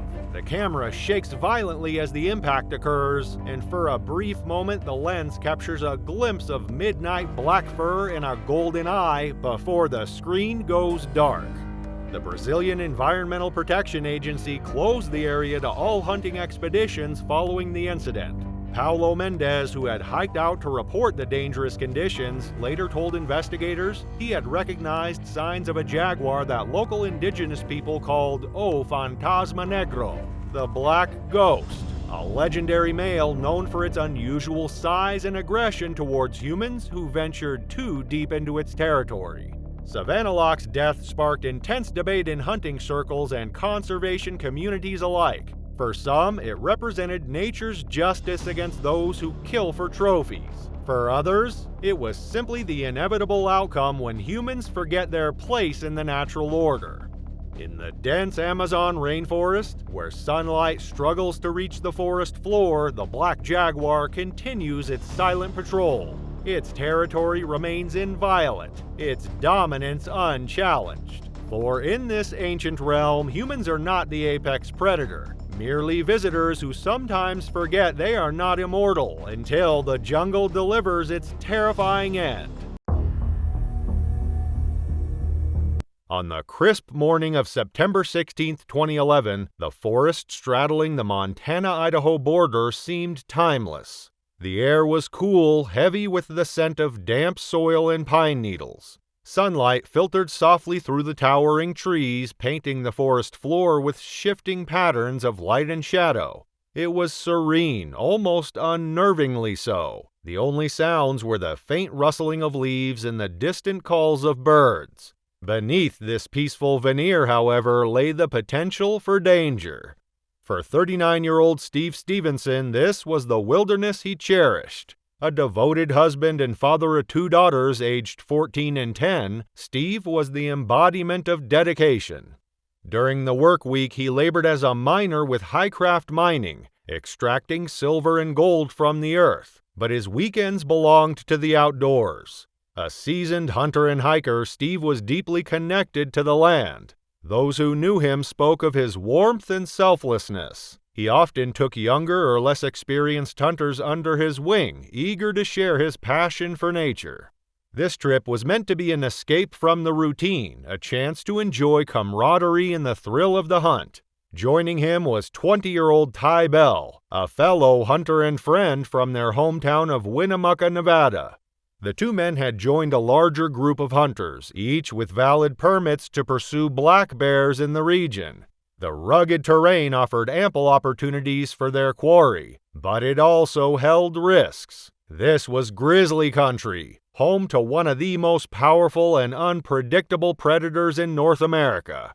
Grizzlies, though protected under federal law, had been the subject of overhunting for decades, reducing their population to critically low levels by the mid-20th century.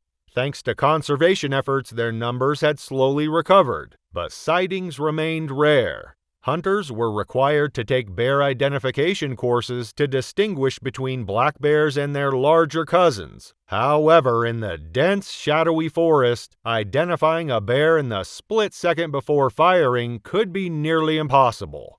By mid-morning, the group had ventured several miles into the wilderness near the Idaho-Montana state line, deep within a rugged backcountry area known as Scout Ridge.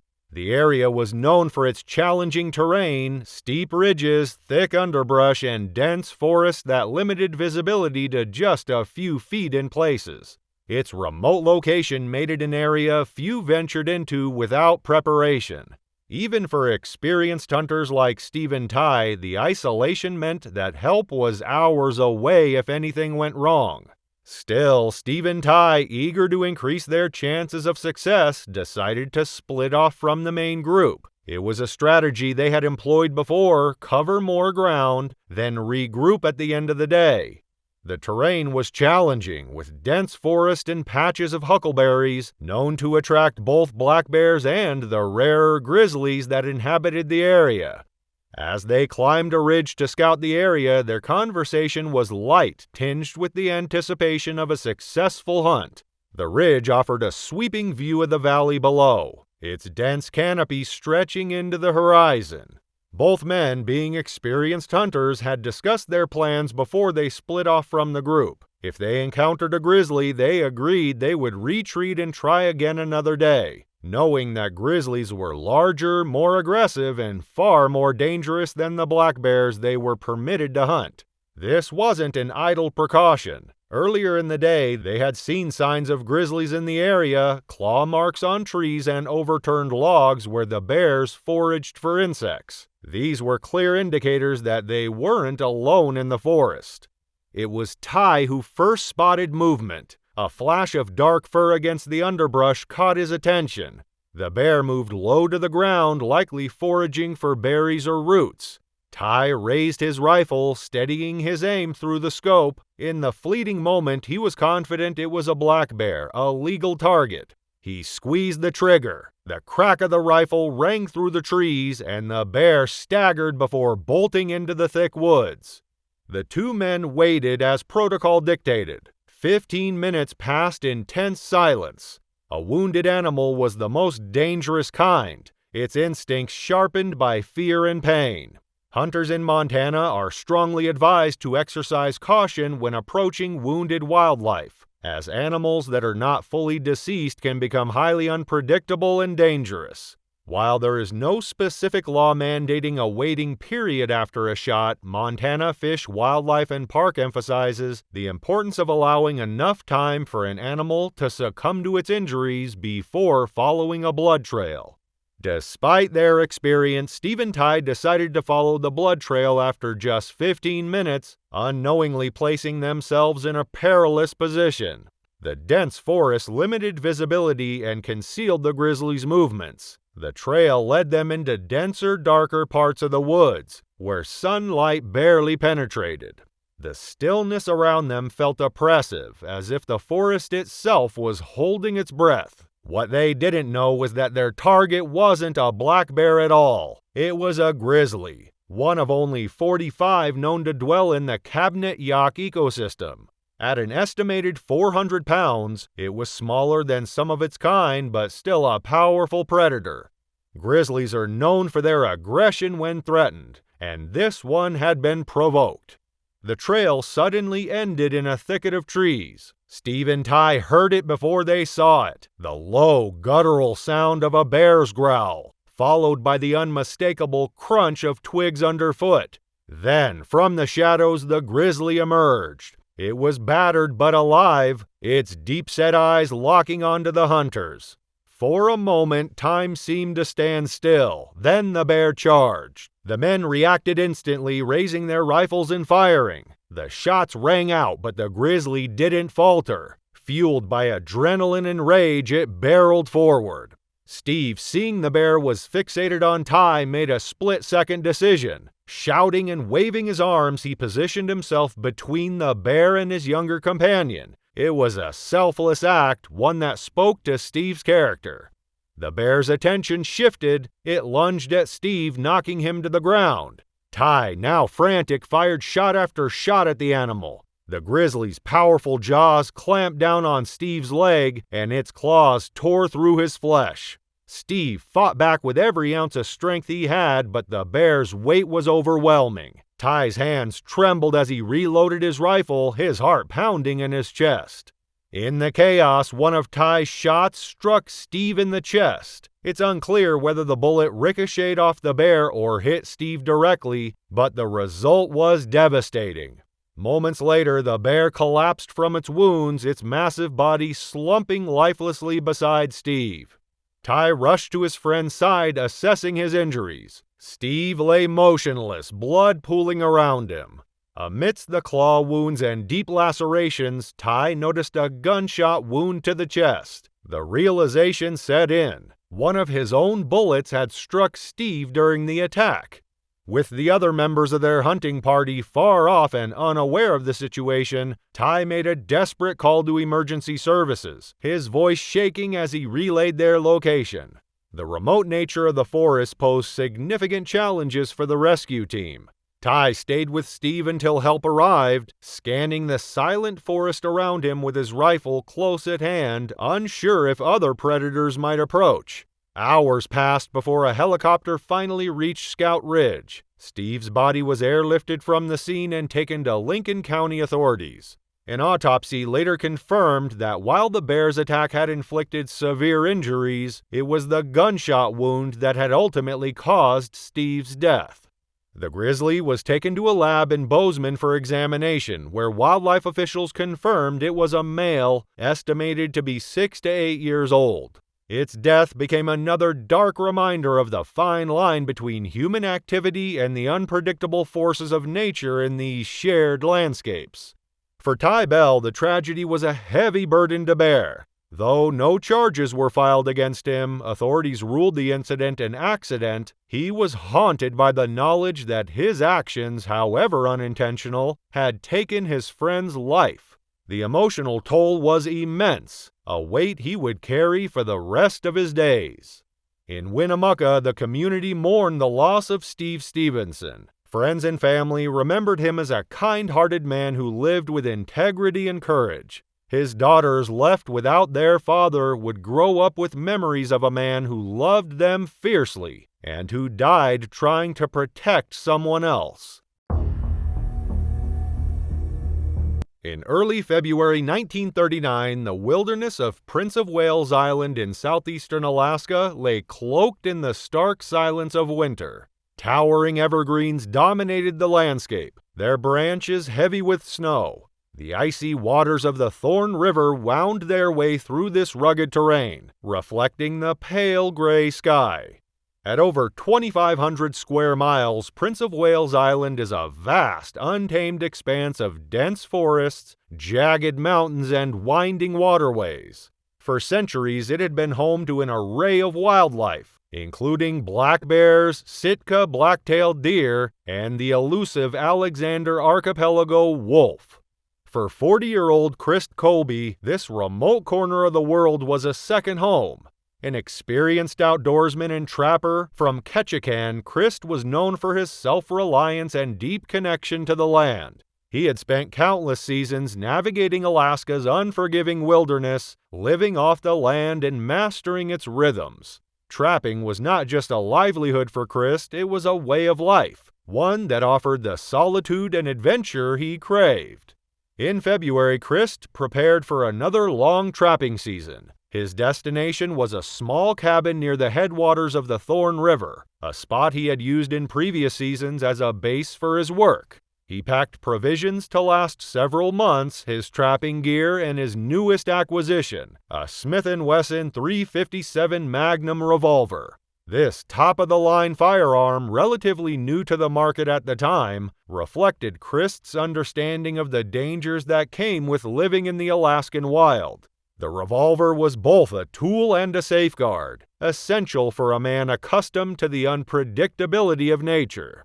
The journey to the cabin was arduous. Christ trudged through deep snow, following the river upstream for miles. When he finally arrived, the familiar sight of the small wooden cabin must have been a relief. Nestled among the trees, it offered shelter and a place to regroup before venturing out into the surrounding wilderness.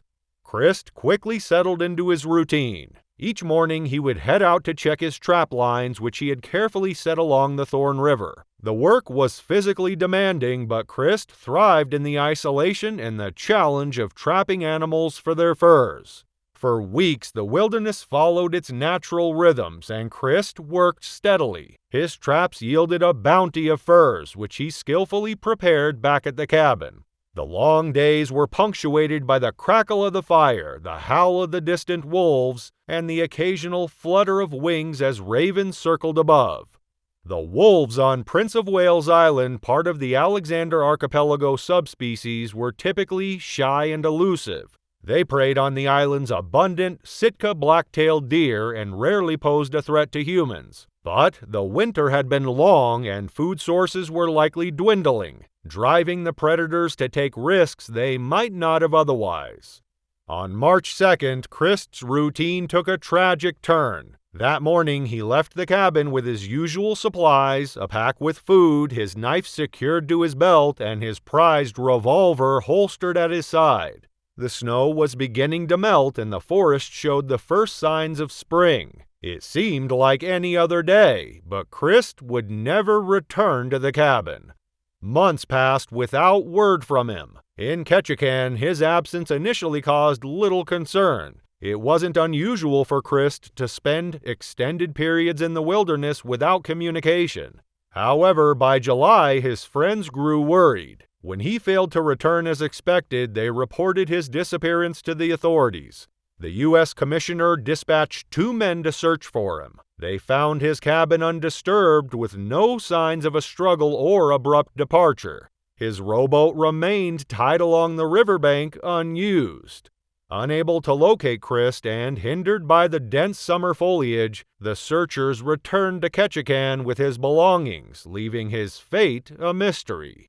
Unsatisfied with the inconclusive outcome of the initial search, Christ's friends organized a more extensive expedition in late October 1939. Led by former game warden W.R. Selfridge, the search party included Vic Hotop, W.A. Miller, and M. Walker, all determined to uncover what had happened to their missing friend.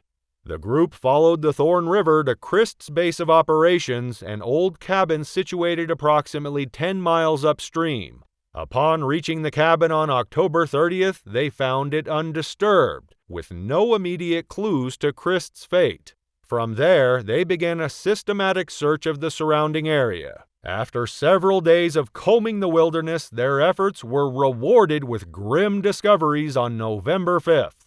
Scattered across the site near the shoreline of a lake were torn pieces of clothing, bone fragments, and a nearly complete human skull. Among the evidence, they found Christ's sheathed knife, its handle marked with deep wolf bite impressions suggesting a desperate struggle.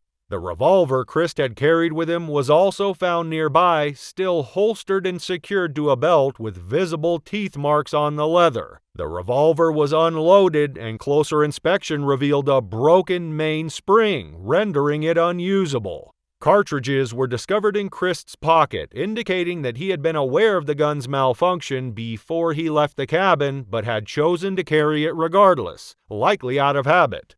Without a functional firearm, Christ would have had to rely solely on his knife for defense. The items recovered told a harrowing story of survival and desperation, with the bite-marked knife standing as a testament to his fight against the wolves. Additional evidence included a torn shirt sleeve cuff, a coat, and bones scattered across a 100-foot radius, with some remains found submerged just off the lake's shore. Based on the evidence, investigators theorized that Christ had been attacked by a pack of wolves. The Alexander Archipelago wolves that inhabit Prince of Wales Island are a subspecies of the gray wolf, smaller but highly intelligent and coordinated hunters. These wolves, weighing between 60 and 120 pounds, typically rely on Sitka black-tailed deer as their primary food source. However, the harsh winter of 1939 may have depleted their usual prey, driving the pack to target Christ instead. Wolf attacks on humans are exceedingly rare, and at the time of Christ's death, no fatalities from wolf attacks had been documented in Alaska. Wolves generally avoid humans, preferring to retreat rather than engage, but hunger can push even the most cautious predators to act out of character. The isolated location of Christ's cabin, coupled with the lean winter months, created the perfect storm for this rare and tragic event. The details of what happened in those final moments remain speculative, but the evidence told a clear enough story. Christ's revolver, broken and unloaded, offered no protection. The knife, unsheathed and marked with wolf bites, suggested he had fought valiantly to defend himself. The scattered remains indicated a chaotic and violent struggle. Despite his experience and resourcefulness, Christ was overpowered by the wolves, and his body was left to the elements and scavengers. Christ's remains were brought back to Ketchikan, where he was laid to rest. At the site of the discovery, the search team left a simple handwritten memorial, marking the location where their friend had met his tragic end. Christ's story remains one of the only documented fatal wolf attacks in North America, an extraordinary and rare occurrence that highlights the unforgiving nature of the wilderness. Even for someone as skilled and prepared as Christ Colby, the untamed forces of nature proved insurmountable. Prince of Wales Island remains a haven for outdoor adventures, its dense forest and abundant wildlife drawing visitors from across the world. Yet the island's beauty is matched by its danger, a truth that Christ Colby's unfortunate story illustrates with chilling clarity. On June 22, 1892, the high desert of Chihuahua, Mexico, stretched out endlessly under the unrelenting sun. The vast plains and rugged canyons stretched over 100,000 square miles, but were sparsely populated with human settlements few and far between. Among these outposts was Colinia Pacheco, a small Mormon settlement established by families who had fled persecution in the United States. The Neagle family was among them, working tirelessly to establish a foothold in the unforgiving wilderness. Brothers Hiram, 22, and George Neagle, just 18, had been tasked with maintaining one of their family's ranches outside the colony. It was hard, isolating work, but Hiram, the elder of the two, approached it with determination. The brothers were no strangers to the challenges of ranch life, from unpredictable weather to the ever-present threat of predators. They had grown up in these conditions, learning to rely on their wits and each other to survive. Chihuahua's wilderness was home to a host of wildlife, but none posed as great a threat as the Mexican grizzly bear. Towering over 6 feet on its hind legs and weighing up to 600 pounds, the grizzly ruled as the apex predator of the region. Its immense strength, sharp claws, and powerful bite, delivered with 3-inch-long teeth, made it a creature to be feared and respected. By 1892, the grizzly population was already in decline due to overhunting and habitat loss, but in this corner of the desert, they still roamed. The Neagles' troubles began when they noticed their livestock disappearing. Over several weeks, they found the remains of goats and cattle scattered across the property, their carcasses bearing the unmistakable signs of bear attacks. The losses were substantial, and the brothers knew they had to act. One evening, Hiram spotted a massive grizzly near the ranch while returning from the river. It was clear this bear was responsible, and it had grown bold enough to come dangerously close to their home. Determined to protect their ranch, Hiram and George armed themselves with rifles and set out to track the bear. They rode on horseback for miles, following the trail of destruction the predator had left behind.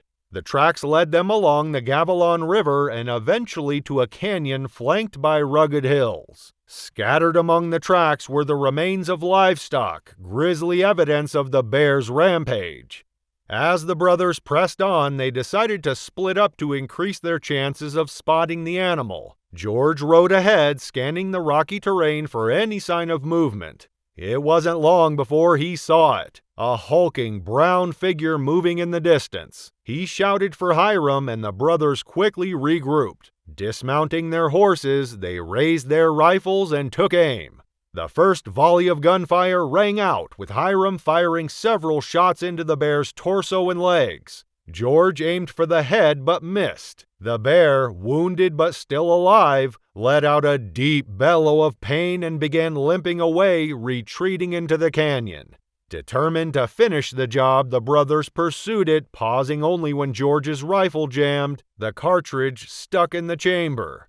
As he worked to fix it, Hiram moved ahead, confident the bear was mortally wounded. Moments later, George heard 3 more gunshots echo through the canyon. Assuming Hiram had fired the final kill shots, George hurried after him. But as he reached the hilltop, he saw no sign of his brother, only the bear's tracks continuing deeper into the canyon. Alarmed, George called out Hiram's name, his voice carrying over the stillness of the desert. No response came.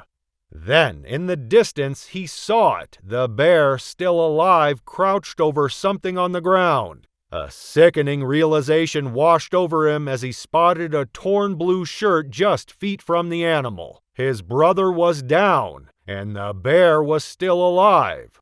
The bear, with bloodied jaws, had attacked Hiram. George screamed, trying to scare it off. For a moment, the bear retreated, allowing George to rush to his brother's side. Hiram was barely conscious, his body a horrifying mess of injuries. His right hand had been completely severed. Bite marks covered his neck, and his scalp had been peeled back, exposing puncture wounds to his skull. Blood soaked his torso where deep claw marks had torn through flesh and muscle. Through labored breaths, Hiram managed to recount what had happened. As he approached the bear on foot with his horse, thinking it was dead, the animal suddenly lunged at him. It had been lying in wait, feigning death to ambush its attackers. His horse had bolted, leaving him with no way out. Hiram's frantic attempts to fire his rifle were in vain, as the bear's immense strength overpowered him. It had bitten into his neck and chest, pinning him to the ground. Before George could process the horror of his brother's injuries, he heard movement behind him. The bear was returning. Grabbing his rifle, he aimed as the animal charged. This time, the shot hit its mark, striking the bear in the thigh. The massive creature staggered and tried to climb a tree, but collapsed from its injuries. George approached cautiously, firing one final round into the bear's head to ensure it was dead. With the threat neutralized, George turned his attention back to Hiram. Realizing the urgency of the situation, he fashioned makeshift bandages and a tourniquet to slow the bleeding. Using his hat, he fetched water from the river to clean the wounds. The brothers were 15 miles from the ranch, deep in the wilderness, and the nearest help was much farther away. George knew he had to get Hiram home if there was any chance of saving him. Wrapping Hiram in blankets and securing him on his horse, George began the long and grueling journey back to the ranch. Hiram slipped in and out of consciousness, his strength fading with each passing mile. George walked alongside the horse, urging it forward through the dark, treacherous terrain. The brothers reached the ranch hours later, but Hiram's condition had deteriorated severely. Infection had set in, and without antibiotics, still decades from being discovered, there was little hope. The family decided to take Hiram to a nearby town in a desperate bid to find medical help. Doctors from neighboring areas arrived, doing everything they could to treat his injuries, but their efforts were in vain. Over the next 2 days, the infection spread and Hiram's condition worsened. At 10 p.m. on the night of June 24, 1892, surrounded by his family, Hiram succumbed to his injuries.